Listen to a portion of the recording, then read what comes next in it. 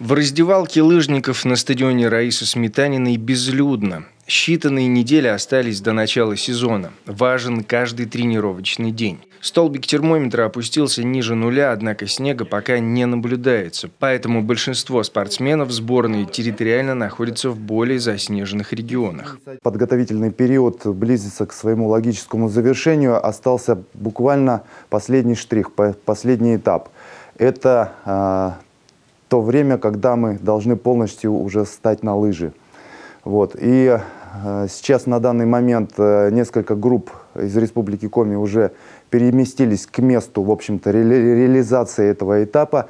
Группа Виктора Ревина находится в Кировске, это Кольский полуостров. Группа Владимира Стрепнева находится в Тюмени.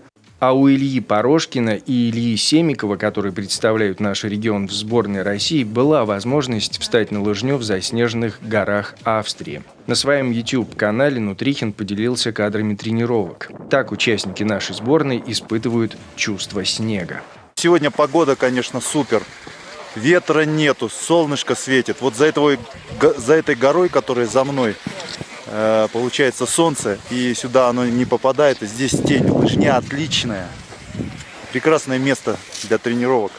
Уже 11 ноября лыжники откроют соревновательный сезон сразу с международных стартов. В Казахстане пройдет первый этап континентального Кубка Восточной Европы, где ведущие коми-спортсмены выступят в составе российской команды. После этого они закрепят результаты летне-осенних тренировок и многочисленных сборов на Кубке Хакасии. Если же говорить о составе региональной сборной, то по сравнению с прошлым сезоном он не претерпел изменений. По словам тренеров, важно, что честь республики на спортивной арене все так же будут защищать местные кадры. Наверное, самое большое счастье то, что вот у нас сложилось так в Республике Коми, что у нас традиционно наши ребята выступают. Не знаю, насколько это лучше взять, пригласить сторонних спортсменов, потому что как-то чужие, они немножко все равно другие, да, нужно находить отдельные подходы какие-то к каждому индивидуально. А здесь у нас сложилась традиционная система тренировки лыжников-гонщиков. И более того, что мы очень хорошо знаем практически всех своих тренеров, мы все друг друга понимаем. Понимаете? И вот здесь, наверное, это, большая удача, что есть такая большая команда, которая идет вперед.